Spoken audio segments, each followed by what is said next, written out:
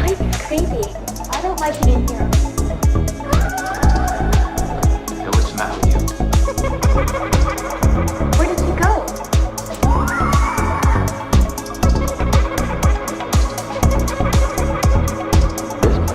Wild. Put your soul into it.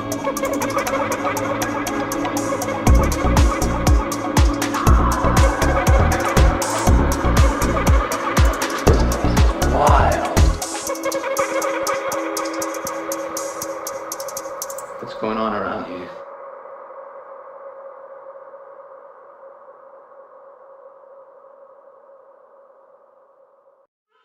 And welcome to Haunting Live. We are here with a new episode of Haunting Live Podcast. Thank you so much for being here and tuning in to this episode. After a short hiatus, we have returned, but there have been some changes here at Haunting Live that we want you to be aware of. If you're a follower of ours and a subscriber to our channel, thank you very much. So basically what's going on here at Haunting Live is we have changed the format of the show. We are no longer going to be doing weekly shows as we have been in the past. We're going to sort of spread them out a bit more, do some changes, do some more edited type shows, so different content for you guys. So when we have shows and content and a guest available, what we're going to do is just post up random shows when they are ready to be posted. So be sure to have your subscribe button hit, as well as your notifications turned on, because that's the way you're going to be able to find out when we have a new show ready for you. That's the way we're going to do things from now on, and hopefully you guys will still tune into our shows. If you like our content, please do hit that like button and the subscribe button, and we will be bringing you brand new shows. We are continuing here at Haunting Live Podcast. This week we do have a brand new guest joining us, and he is a very interesting person, and we're really looking forward to having him on here this week.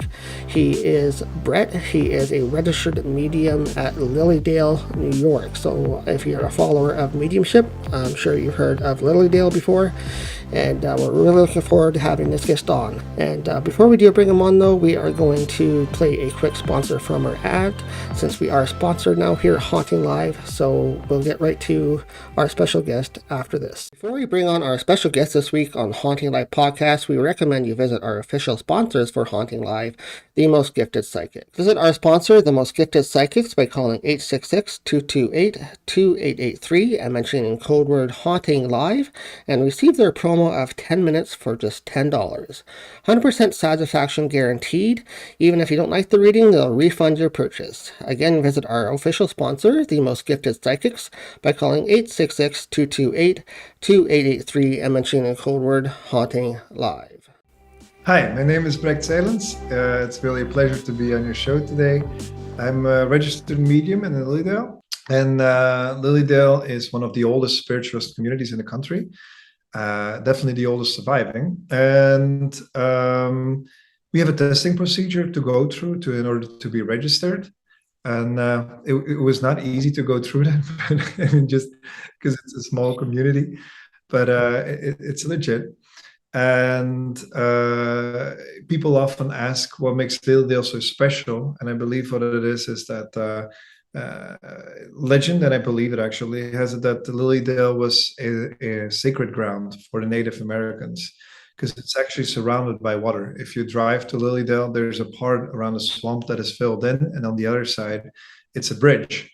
So, as you know, water is like an energetic barrier, and it makes that Lilydale stands away from the world, the physical world a little bit. And it's been used for well over 100 years now with the intent of spiritual growth, which makes that when you walk on the grounds, you really notice a difference. And, a little inside joke we have with people moving to Lilydale, sometimes there's some people who stir a lot of waters and make a lot of noise, and then we as people who I lived there for 8 years, and my mother-in-law's lived there for well over 30 years.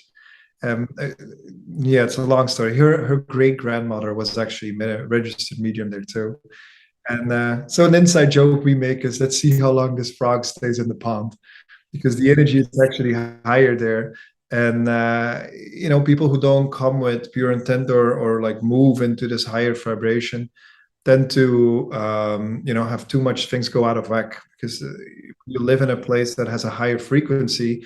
It helps you to grow spiritually, but it also brings your challenges on faster. And for some people, that can be a little bit too challenging. Well, let's start there then. How was it for you when you moved into Lilydale community? How did you find the energy there? Was it hard for you to adjust to, or was it easy for you to adjust to? Well, there's a really fun story about that. The first time I went to Lilydale, my wife, her mother lives there, and we arrived in a cold winter night, and her mother was visiting friends in New York, so there was nobody in the house, and the house was heated, but there's like a coldness because nobody's in it. And that night, my wife and I went to the bedroom, and we both were laying in bed, and like the whole room was filling with spirits. We really could feel a lot of spirits like coming in and check, because I was new to the place, checking me out. And it's like, wow, what is this? And she's like, wow, I noticed it too. We really noticed the temperature drop in the room. And I was like, all right, guys, yeah, okay. And then already, that was the first time I was in Lilydale, and I didn't own a house back then. I knew that I was gonna have a significant part of my life take place there. And then both my wife and I were like, all right, guys, check it out, but then now we can leave because we want to sleep. Yeah, sometimes that's what you have to do, is to lay down the rules and say, okay, you came and saw us, now it's our time for a bit. I fully agree. That's indeed how I work too. That, the way I work and what I'm convinced about so far, knock on wood, I haven't been proven wrong.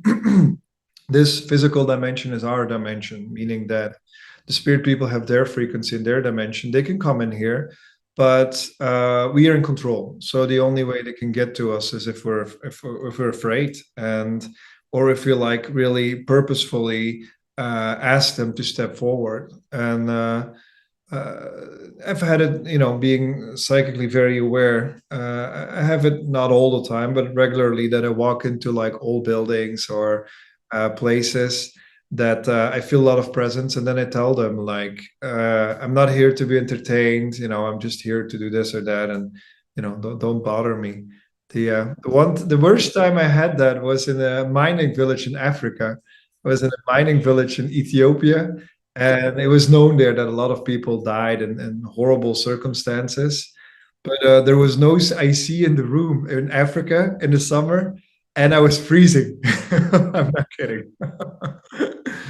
And that was one of the few times that I actually like visualized like an egg around me of protective light to sleep. Yeah, I don't need it often, and I can count it on one hand, but that's the thing though, that you learn, and I think it's important to learn the tools, not so much to use them all the time, but just gives confidence, because in the event something happens, you have things to fall back on, and that just gives confidence, where if you're afraid, you're insecure, then the spirit will see that. It's like a dog. A dog notices your fear, and then you get into trouble from there. So let's continue with Lilydale for a bit, while we're still on that topic. Do you know much about the history and the background of Lilydale, like how it began? And Oh yeah, you can hear so about talk a them. little bit about the background and history of the land there. All right, cool. 1 second. Look, I even have him here in Belgium. I brought this guy with me. He's so cool. This guy is our JC of Lilydale. We have our own JC. So the story about him is that his name is Jeremiah Carter, and he lived in Leona, which is a small little hamlet on the way to Lilydale. If you drive to Lilydale from the highway, there's like this little dip where it goes down, and then you go up the hill. Just before that dip is a little hamlet. It's like 15 houses or something, and he lived there. And he was a painter, and when at some point he fell off a ladder and had problems with his back and couldn't really deal with it, and he heard about mesmerism was very popular back in the mid 1800s, and so he learned about people traveling and going into a trance state, and healing, providing healing through that. And he read up on that, and he turned out to be very talented in going into a trance state. And in a trance state, he would channel this Dr. Giddies. Yeah, Dr. Giddies. And I might be wrong on the name, might be Medis or something, but it's with ES and D. And but this is such a cool story. So the free thinkers of Casadega Lake created a camp every summer, and it was the old farmer. Lilydale was farm ground. And the hotel, when you drive in before the gate on the left, actually was the old building from the farm. That's where the farmhouse was. And they said they would rent it every year. And Alden was a father with two sons.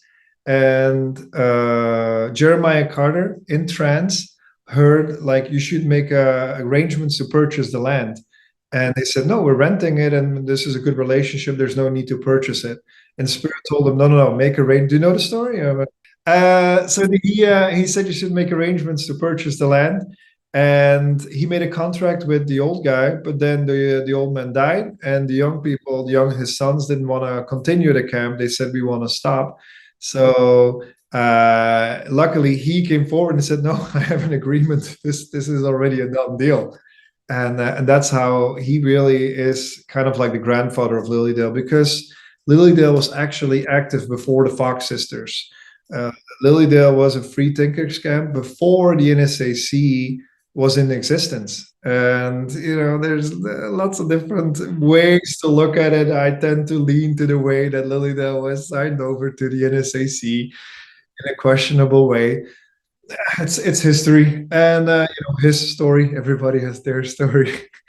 But now we are in an NSAC camp, which has also benefits. And the amazing thing about Lilydale, of course, is that in the first place we were free thinkers, and we provided a platform to the suffragettes, and we had big names like what's her name again? I can't think of it. But we had the big come on, one of the big American ladies who. We're gonna be at the end of the interview, and I'm gonna be like, maybe it's gonna come back later. So that's Lilydale, and it's been used for this intent so long. And I also helped in the library organizing some of the old books. There's actually writings there that you cannot find online, that there's very rare copies of, and some of them you can find in National Library in DC. But even some of them, they don't have them there. They're hard to find. And so I was leafing through those. And in Lilydale, back in the days, it was very common to have concerts where they would sit in circle and put instruments in the middle. The music would play, slates, trumpets, spirit paintings. I envy those old days a little bit, because it's like, come on. I mean, the willpower is there with us, but I believe it was just a different time.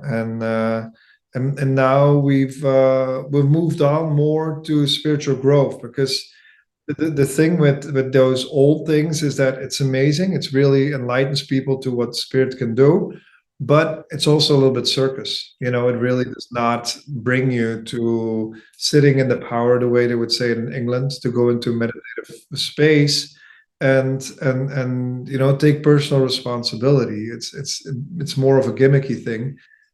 And for that reason, I understand why it's not so much a part of the scene so much anymore today. Right. I think a lot of people know these days how paranormal works, how spiritualism works in their own way, right? So I think what people are looking for a lot these days is more of that spiritual growth, especially in their own areas. So do you find that is what people are coming there for more nowadays, is the growth of their own spirituality, or? Yeah. In general, I would definitely agree that well, I mean, in the beginning of my career in Lilydale, certain readings just stay with you. And I had this guys like, yeah, I don't care about the nuts and bolts. The nuts and bolts being, there's always the usuals coming back, which is health, finances, relationship, job situation, then children. But we want that too. But what I usually do is, like, first I bring in spirit. I always start with communicating in spirit, because it just builds the bridge for me, and it gives me confidence that the connection is there. It's my experience that if I don't connect with spirit first, I mean, I do sometimes, but rare. If I don't connect, then the reading is not a connection. And up until a year ago, it was pretty consistent. It was about 300 because I record always. I know how much I don't connect. It was about 300, so 1 in 30. And now I'm kind of starting to get better. I'm like going to 2.5 in 100. But if people call, this summer I only had one actually. It was kind of sad because the lady drove with friends all the way from Rochester. And with her friends, I had a good connection. But with her, it's just, yes, maybe. And I always ask people, like, give me honest feedback if something's off. Just say no, no, it's good feedback. And I believe that it's very important as a medium to value, to honor the work, because people will think about what we say. Especially when you make that connection with grandmothers here and your mothers here, the emotional barriers go down. So they tend to like give more importance to what you say as a medium. And if I say things like, "Oh, I don't care," just yeah, it's gonna be all right. Go ahead and marry the guy, and then or like, "No, it's gonna." Especially if I say things it's not gonna work out. I plant seeds. I'm very aware of the fact that as a medium, when you say things, even if it's not so or not so, that there will always be like a tape playing in their head, and I take a lot of responsibility. And when I say things that I would word as like if I see a relationship not working out, I would say like, I'm not sure. I mean, I see things getting a little bit to a tense point. I'm not sure if you guys are going to be able to work it out. At Well, least it's that's the best way to be, is completely honest, even if you're on the medium side or you're on the sitter side, right? Like either way, you have to both be honest with each other to have the proper reading, I think. So, or else that yeah. energy connection is not going to be there. So, Yeah, and there's the thing too that I always reason if it's really being shown to me, like I see the situation evolving this or that way, I share it too. I just reason if it's being shown to me, then it's okay to share. Of course, I want to be sensitive, and yeah, things like death. Luckily, the rare times people actually ask, I would just tell them, I believe your intuition is quite right. Meaning that it's not going to be 3 more years, something like that, I would say. And just because I believe that a really good reading oftentimes does not bring much new information. It just confirms what you already done. That but it gives you that certainty because I don't know anything about people calling to me, and especially, I mean, for me it's the same if I see people or not, but I actually prefer not seeing them. Often in a reading, I look away from the person because when I look at them, they're like, okay, and I get thrown off because it's like they understand, they don't understand it, and I try to match to how they react. So I just actually purposefully look away from them, share as much as being shown, and then I look at them and I say like, okay, can you relate to that? yeah, sometimes if you're looking at each other, it kind of throws your connection off, right? You don't get that Yes. proper information that you want to. So I can see that, yeah. So when you are working at Lilydale, do you continue your studies? Like, how did you get into, I guess, your development at Lilydale? How did you grow into it? It's a long story. That's okay. It's a story where first I forgot about it. I wasn't really active in it in college and in high school. No, in middle school, I read the book The Celestine Prophecy from James Redfield when I was 16, which is 26 years ago now, I think. And yeah, I know I'm getting old. Older. and and then that really talked to me because that's the way I think too. I just always believe in karma, and like, do good to somebody, it might not come back from that person, but will come back in another way. When you meet somebody, there's like, always a higher purpose in things, and I really talked to me. Then I got into books like Blavatsky and Leadbeater and all these things. I found that very relaxing literature. I did. It was fun for me, and I liked it. And then my brother-in-law at some point was like, "Hey, you should learn tarot because he knows I was into those things." And I'm like, tarot, it's just a gimmick. It's not really my thing. He's like, "No, no, no, take a card." So I'm like, it's a joke. So I take a card and I took out the Fool. And he's like, all right, that's cool. You took the fool. Now be serious. I'm like, all right, fine, I'll be serious. So then I took the world. And as you know, the world is like the completion and the full circle of the big arcana. I was like, all right, maybe there's something to it. And I started reading the cards, and I noticed that very fast, intuitively, I would get more than what the cards say. That's what I always advise people too. When you learn to read tarot, have a book with it to see what it means. But most of all, learn what the symbols mean. Because there's a dove in there. What does a dove mean? There's the cup is upside down, or the hand comes from the right or comes from the left, or there's mountain stand always for safety. There's water stands for uncertainty. There's all these symbols, and then the cards, when you read the cards, especially in combination and settings, you'll see things coming back, like, oh, that bird is here 3 times, or like, oh, there's the wands 3 times on his left side. And you start noticing, like, on the left side, that means that something from the past, you've had good results in the past. And you can get so much more, because if you just learn the cards by heart, the computer might as well do it. There's this pointless to go to psychic. So then from there, my brother-in-law, he told me about this guy in France, Patrick Drouot. He's a French guy, and it's quite a story behind him too. He went to he was a physicist, and he went to the States to work on I don't even know what projects with IBM, like a big company. And in the meanwhile, he learned about shamanism, got really intuitive, and was part of the first development of the Stargate program of what's it called, the Robert Monroe. And then Robert Monroe, he was he worked together with Ingo Swann and Joseph Monigal and all those people. But they did experiments. He doesn't want to talk about it. I poked multiple times at him already, like, come on. Patrick, dis-moi, I'm fluent in French. So I told him, like, what's the story? He's like, it's just not right what they did. And intuitively afterwards, I kind of like tuned in to see what actually happened.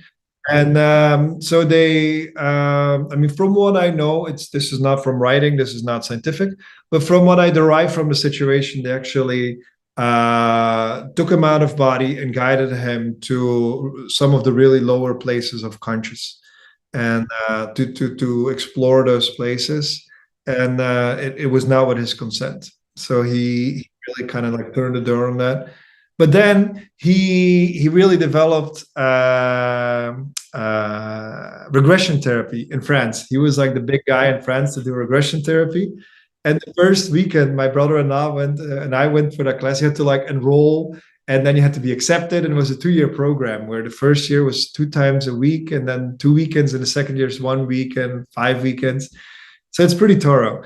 And the first night we arrive, and he's like, you guys are going to be the therapists of the future. And we're like, all right, yeah, we're going to learn this, and you're going to learn how to do this, and you're going to be the ones bringing this to the people. And my brother-in-law was like, oh, pinch me, this is so cool. We're going to learn how to do regression therapy. That was back in 2000. And so we had a lot of fun together with my brother-in-law. We had to practice on each other. And just silly. I mean, he's 3 years older than me. So he at some point was like conquering Corse, the island of between France and Italy. And he said, all right, so you guys won. Now tell me what happens after the battle. He's like, oh, it's not nice. I'm like, well, tell me. It's like I'm not telling you. Then right after he did a regression with me, it's like, oh, I'm getting back from the war. I'm getting married. So he's like, well, tell me in detail what's happening. I'm like, I'm not telling you. But didn't want to share all the information with you that he's picking up. Yes, exactly. But the nice thing about regression therapy is that there's so much more than well, first of all, I mean, we call it past lifetimes, but when you get a deeper understanding of things, time is something part of our dimension. So technically, you could call it other lifetimes instead of past lifetimes. But the way your brain makes sense, we call it past lifetimes. And as such, you can also go forward. And I met my wife before meeting her in person. Yeah. So I have heard of that. People discuss that quite often, if it's possible to past life regression, but also go forward. So have you had a lot of experience with going forward with it? No, I didn't do it much because the reason why I think it's hard to do is that there's I this is not what I know to be like. It's what I believe. I don't want to like pretend that this is how it is, but what the way I make sense of it, there's pathways, always little pathways, and as such, when you go into the future, it can throw you off. I think there's a reason why I don't really know. And through mediumship, you can see like, pretty far ahead actually. Sometimes with mediumship, I really see like 5, 7 years or like 10 years from now, you are going to move back to that area. So those are little things that, are being shown to me. But in general, as to like where society goes, I haven't really delved into it. I know it's possible, but it hasn't really. I think there's like a fun too to like exploring and trusting, and because oftentimes when by not knowing what comes, it's even more fun. Like one night we were doing an experiment for orbs, and you had to bring a camera and this and that, and I totally forgot about it because I tend to live a little organic. And then I looked in my car. Oh, I have a video camera here, and it was actually also a video camera that took pictures, and it worked better than a regular camera. So oftentimes I have things that I forget, and then it turns out better. And if you're interested, I have pictures with like 100 orbs in it and big, like this big, and they're like crop circles on the inside. Yeah, we did the experiment with that group in France. We were 100 people, and we did experiment first with sitting in meditation, then going into lifting our energy to a higher frequency, then walking in nature. And then eventually we played loud music and had like a dance party. And that's when it just lit. It just lit. So it's my experience that orbs are nature elementals, they're little nature spirits. We can just capture their aura, and they're just curious little beings. So if the more fun you're having, the more excitement, the more they're going to be like, hey, what's going on there? People often think I'll meditate and then there's one orb. But I'll start singing and dancing. You'll have 10 of them at least. Yeah, Yeah, it's interesting because it really shows that our eyes have a very small spectrum, but these cameras, apparently it's a flaw that they tried to get out of it, but it's kind of cool that they haven't succeeded yet. So then in France, I learned the regression therapy, and there I worked together too with a lady who did other classes where she regressed me to like every age that was things that were significant. And I remembered that when I was 5, I would actually regularly talk to spirit, and I forgot about that growing up. Now of course the memory is back alive. But one thing specifically that I remember was that we had a cleaning lady, and her father died, and that night he stood next to my bed. I never met the person, but I described him to my mother, and she said, he's not a nice guy, tell him to go away. I'm like, all right. So I told him to go away. And but there were others that were visiting too, and I never felt threatened or scared. It was always like, oh, hi, how are you, have fun, and what's going on. And then I didn't do anything really with me. It's just remembering that.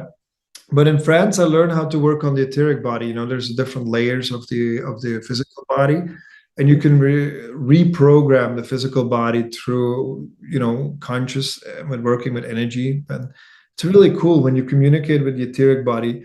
Almost always, the etheric body goes like, "Oh my God, you can communicate with me!" It's like, yeah, of course. Whoa! It's like a little kid that is waking up, like, hey, and it will really work with you, and it's smart too if you're like, aha, I got you, and then it's gonna move around and do silly things.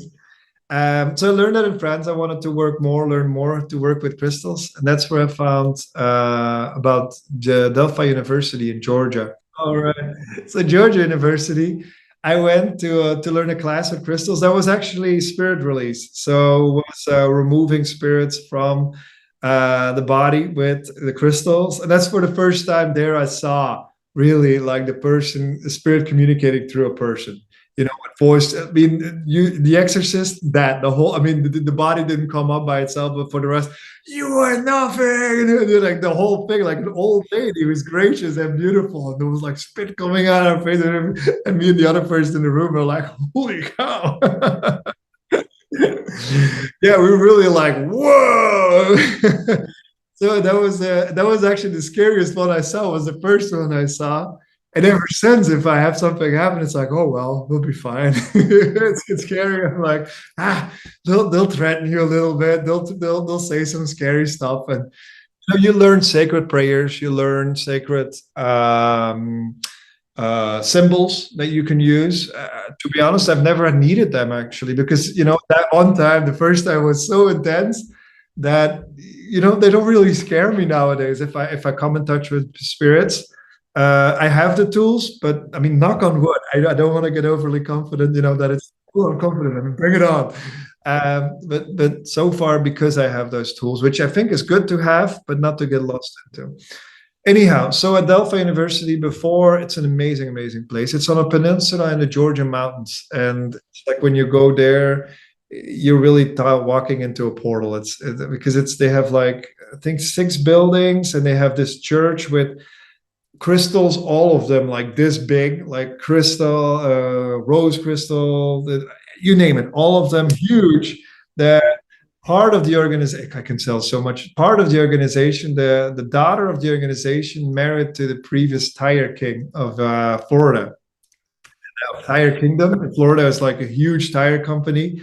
And when he got divorced, he had Charles, Chucky, and great guy, still alive.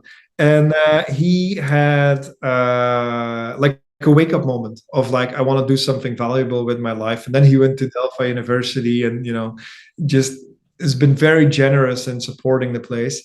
They also have like these meditation rooms and sacred geometry milled out of copper, and you can go sit inside and really notice the difference in energy. But the most amazing thing about Delphi University is that it was founded by Patricia Hayes. And Patricia Hayes was the secretary of Arthur Ford. Arthur Ford is the medium who broke the Houdini code. And he was close friends with Arthur Conan Doyle, the guy who wrote Sherlock Holmes. He was friends with him. So he was a very renowned medium. And she worked for him and, did all the paperwork and following up on setting up appointments. And when he died, he came ghosting her, and he said, hey, you have to continue the work. And she's like, you're dead. Go rest.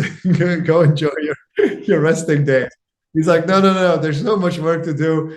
You're still my secretary. You have to do this. And she's like, look, can I think about this and that? But then she really, was exposed to that higher energy and just followed it. And then from there, she channeled also this healing technique called Rohan, which is a technique that was developed by Dr. Rohan in the spirit world for people to let go of convictions, of ways of thinking, because more and more, people are catching up that everything that is in the ancient books is right, that, in order to find God, go within.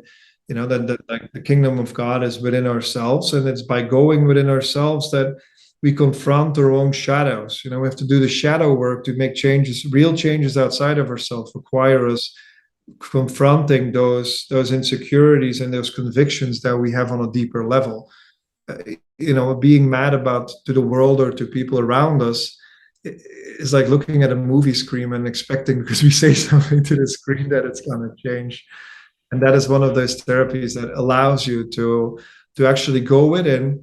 And it's my mother-in-law did a tremendous amount of therapy. She my wife too, actually, together with them, they went to John of God. They went to the Maori healers in what's it called, New Zealand. They went to Egypt. They've done a lot of work in that way. And my wife actually wrote a book about it. It's called The Healing Curve. And like one chapter, she writes about how with the Maori healers, she was the only not native person. They would do a ceremony on top of a hill. The women were on the inside, the men on the outside. They were doing like some deep chanting. And she said from a clear sky. he made it a rainstorm, like thunder with lightning. And then at the end of the ceremony, it was gone. And she was like, yeah. So anyhow, that's my wife. And in Georgia, then in order to do the spirit release work with crystals, you had to do advanced channeling first. And I had no experience with that. But it's a week long, the first program, the advanced mediumship class, it's called, or channeling. And it starts with very simple exercises where you connect to the other person. You have to like say whatever comes to your mind, and then you have to say why you see that and what it means. But you have all these little fun exercises that build up your confidence in your intuition. And at the end of that week, I noticed that it was really it was relatively easy for me to connect with spirit. I could really feel the people standing with me, and yeah, telling what they said and what they shared. And so that was really fun. I love doing it, and I was already like doing tarot for friends, but not professionally. And when I met the first night I was there, I was laying in bed. There was somebody standing next to him, but not in physical. And he said, "Do you like it here?" I'm like, "I don't know. I just got here." And the person in spirit was like, "Well, if you like it, you'll live here one day." I'm like, "All right." And then I went a lot. The first year, I went like 6 times up and down. And through meditation, I knew I was going to meet my wife there too. And I met my wife by going forward in regression work. I couldn't see her face, but I know her name was Sarah. So at some point, I was sitting in like their eating dining hall, and there was somebody walking in. She said, "Hi, I'm Sarah. I'm supposed to introduce myself." And I just right away said, "Oh, you're Sarah. You might be the one I'm going to get married to." And she was like, "I don't know if you do that with other people, but it's not working."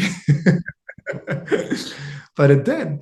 And so it's a magical place. I met my wife. Then we lived in Belgium for 3 months, and after that, we lived there for 2 years. But in the meanwhile, I was going up and down to Lilydale. We would go like almost once a month, drive up and down, and that's when we decided, like, hey, you know what, we should just live in Lilydale.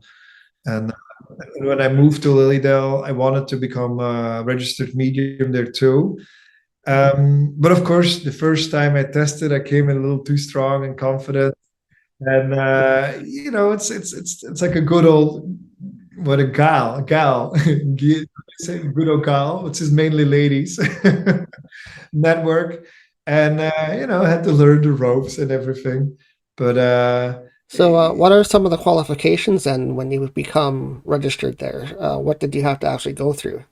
The testing procedure is you have to do 3 readings, 1 for a registered medium and 2 for sitters. They grade you, and of course, in the reading itself, you need to bring at least 2 spirit people with 4 identifiers. Identifiers are things as physical traits, relationship, how they died, specific memories. And so those are the main components that you have to do, like really provide proof of continuity of life.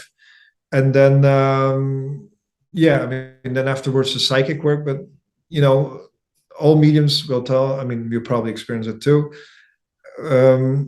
Mediumship is like the cherry, and the psychic work is not so hard. That's like the easy part of the reading.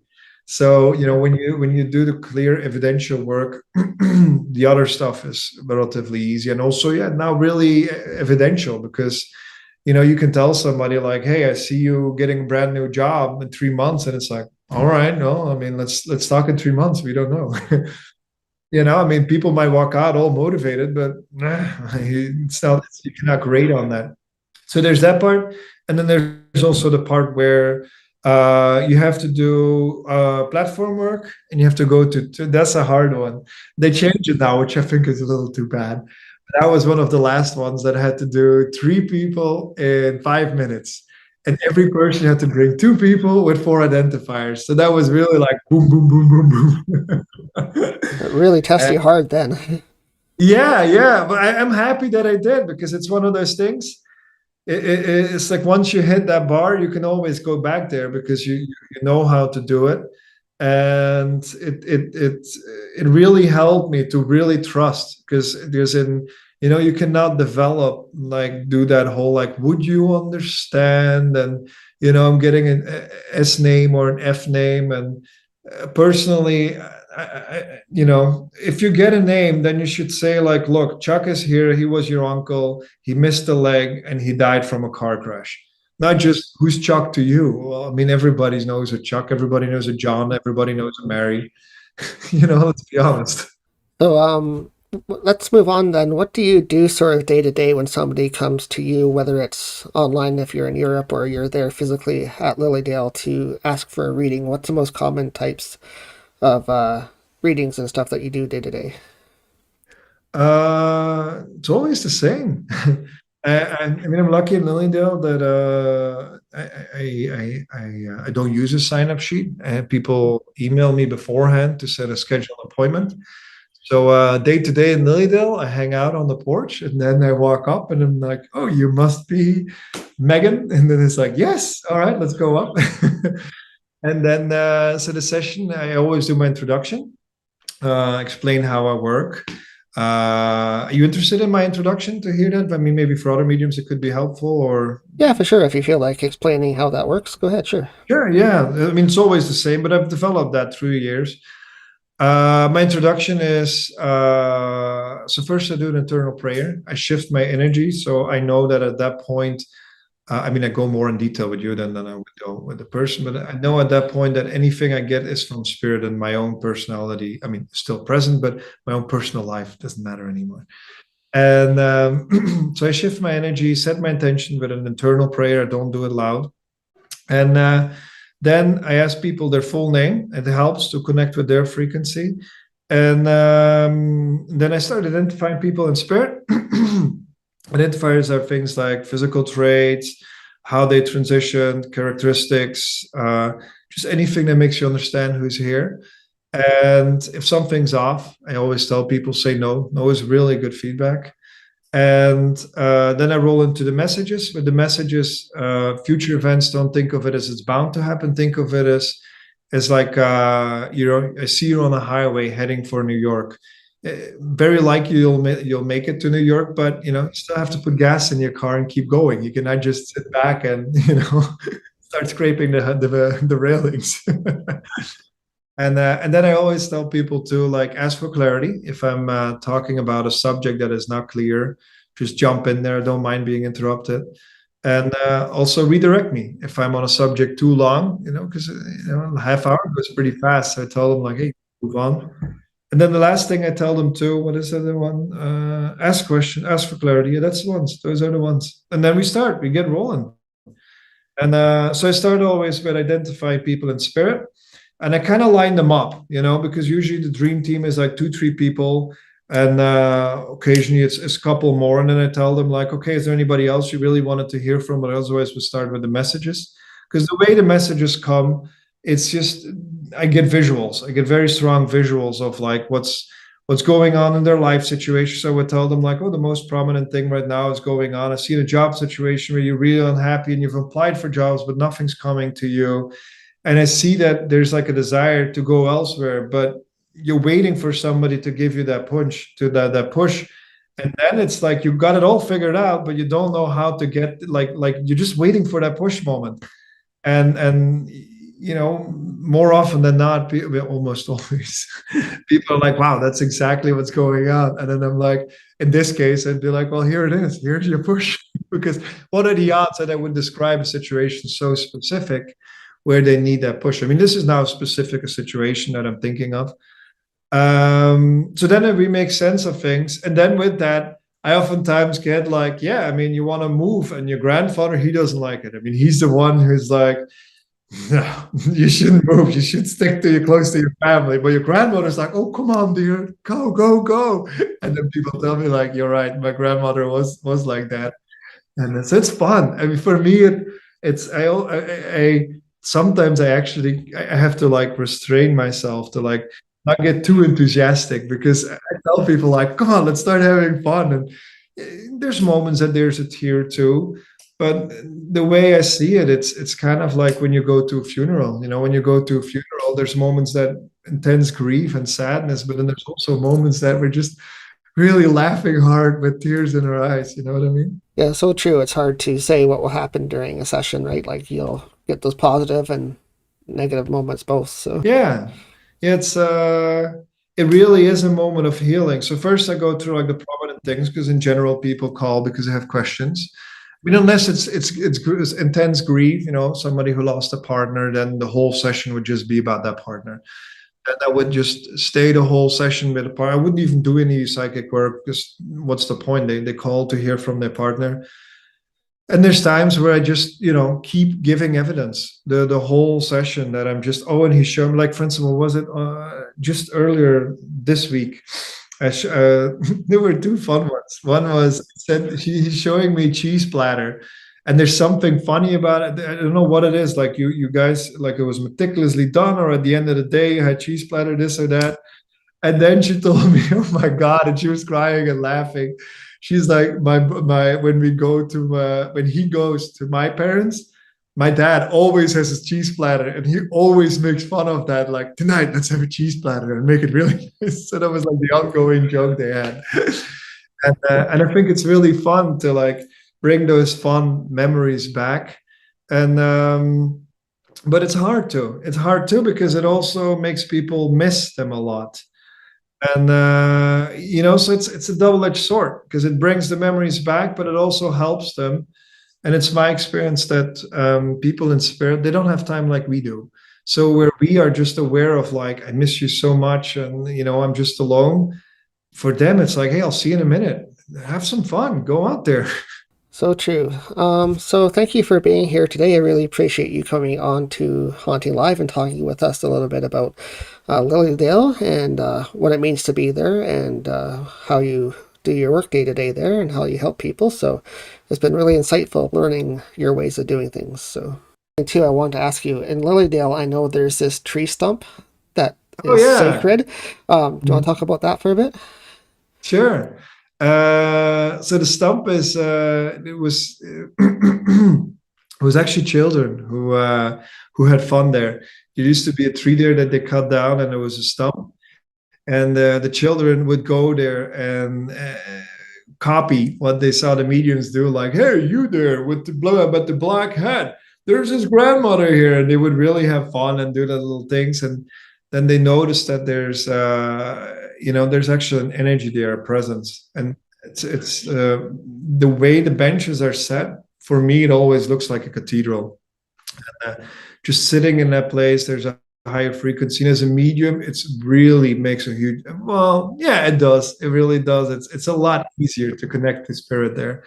The first time I did platform work was there, and I just said, I got off stage because it's really scary to stand in front of people the first time, and everybody looks at you and like, and there's so many things going on through your head that it's quite nerve-wracking. And then from there, it really is a skill. But the stump is an amazing place for people, especially people who are in grief, who want to develop. I would really recommend to go sit there and find that stillness, because through stillness we can make a connection ourselves with spirit too. Yeah, that's cool. If I ever get there, which it's not too far from where we live, so hopefully someday we can go down and check it out and check out the energies there, and especially the stuff. Yeah, you area, really should. Yeah, you really should. And the lake too is there's Casadega's Native American Lakota for a lake under the rocks, and it's actually spring fed. And I think there's just in the upper lake like 9, and then in the bottom lake there's also 6 springs, and you can feel it when you swim. There's certain areas where there's like really cold water coming out. So apparently there's caverns below the lake, and I'm not so home into it, but actually I'm a little bit. There's alien activity there too. Mm-hmm. Yeah. Have there been any experiences with that there? I didn't have any direct experiences, but my wife saw like a light triangle move behind her, in the woods one time. My mother-in-law, who lives on the side of the woods, see multiple times flashes of light moving through the woods. And there's some people in Lilydale who are specialized in communicating, and they say that they've seen ships come out of the lake. Yeah, I know, because a lot of people are into that, like especially spiritual people. They're into communicating with ETs and stuff like that, trying to reach them. And I think that's possible. I think you can actually connect and communicate with them that way spiritually. So Yeah. I would assume that would be a great place to do that too. So Yeah, there's a great app for it too. I think it's CE3 or it might be CE5. Do you know about it? I have heard of that, yes. Yeah, it's cool, all these little trippy sounds and everything. Good stuff. Well, thank you very much. I won't keep you much longer. So, is there anything else that you'd like to talk about? Anything that you're currently working on or stuff coming up that you want to promote a little bit? Or Yeah, what I want to share with people that I find very interesting is earlier this year, I was on a trip with Nassim Haramein, and then there we had like an exclusive lecture with Greg Braden. And he was talking about how right now we're living in a time where there's the convergence of timelines. A lot of people notice that time is speeding up, that where before we could do like, eight, nine things in a day. Now sometimes it's like you get one or two things done in a day. It's been a good day. Actually got something done, Time just seems to be speeding up. And it makes also that the best and the worst of everything is coming to the surface. And it's a time where I really believe that too, where we're being tested to test it to like see what path you're gonna choose. And there's a lot of stuff going on like podcasts and alternative media to wake up people. And I think it's really good because I personally dared to speak up that, the majority of the mainstream media is like watching WWF, In the beginning, people thought it was real. Then they admitted that it was fake, and everybody was like, "Well, we don't care. It's still a good show." And I think that the mainstream media is a bit like that too. More and more people are waking up to that. But I also believe that part of the waking up process is to start living with more awareness, more conscious. Like, once you're awake, you drink a coffee, but you cannot keep drinking coffee all day long, you'll go nuts.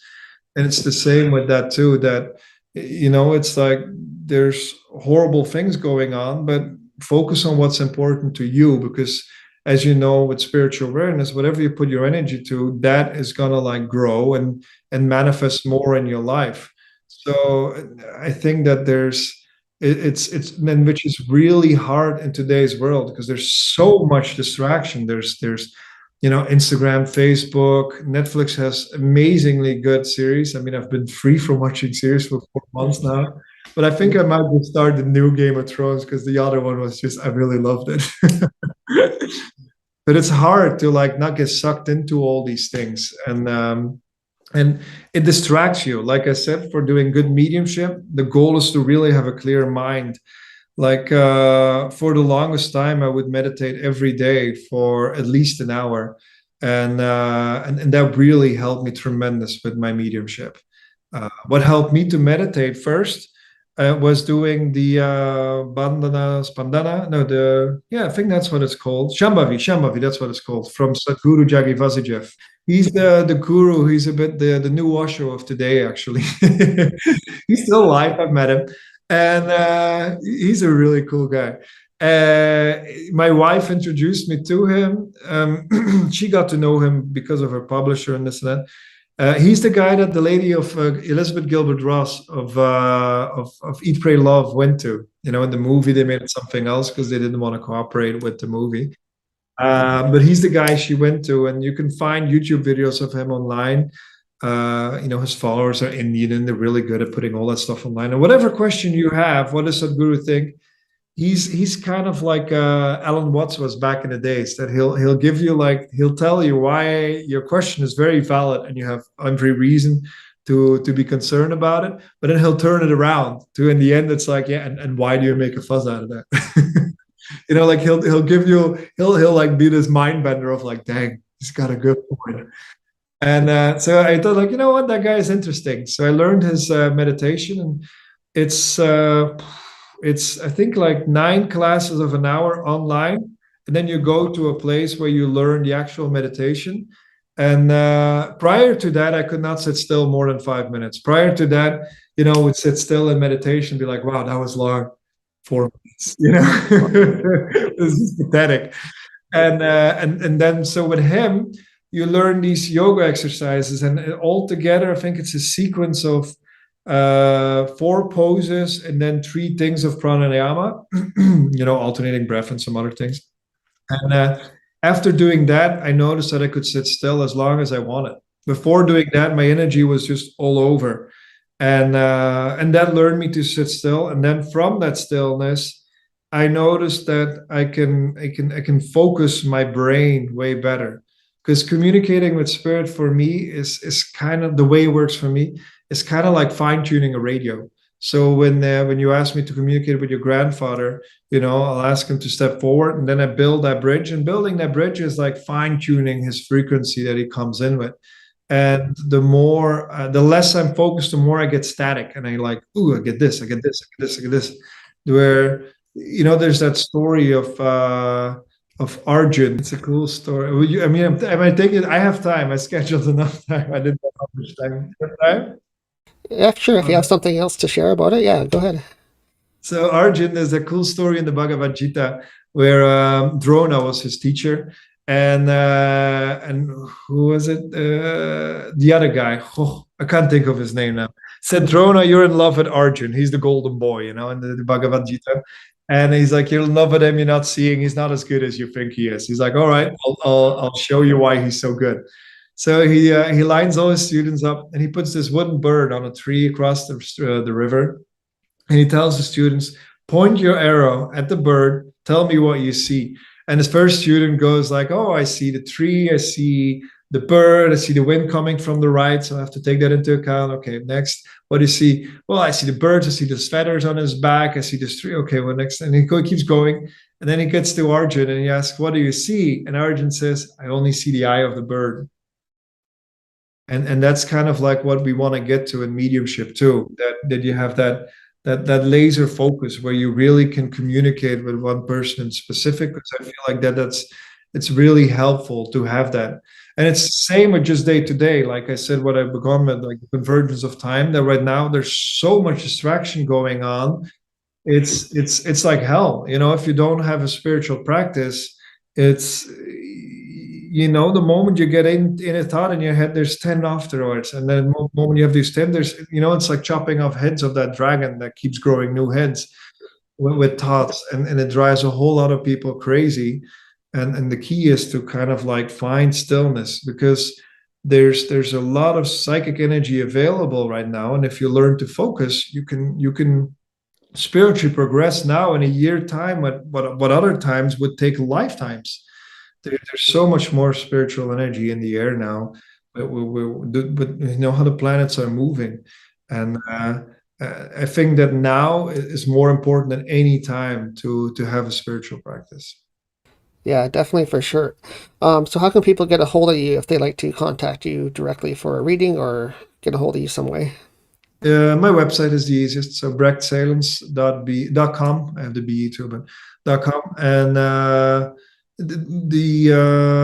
my name is not so easy to spell. Through Lilydale website, they can find it too. LilydaleAssembly.org, and then I'm also in that list of mediums. Or they can go on Google Maps. I'm also listed in Lilydale on Google Maps, and that's where they can find me too. Okay, well, it's been wonderful having you here today and learning about yourself and what you do. So thank you for being here. Hey, you're welcome. It's been a pleasure talking to you today. Do you deal with the paranormal? Are you looking for metaphysical supplies? Check out our HauntingLive Etsy shop. Live now. We have supplies for protection, energy work, attraction, smudging, and more. Come check out our crystals and large selection of cleansing and protection products. Go check out HauntingLive on our Etsy shop today. Missed this week's episode? Watch it on RIB, Rhode Island Broadcasting, replaying our episodes every week on Wednesday nights at 10 p.m. Follow them on social media on Facebook or on YouTube.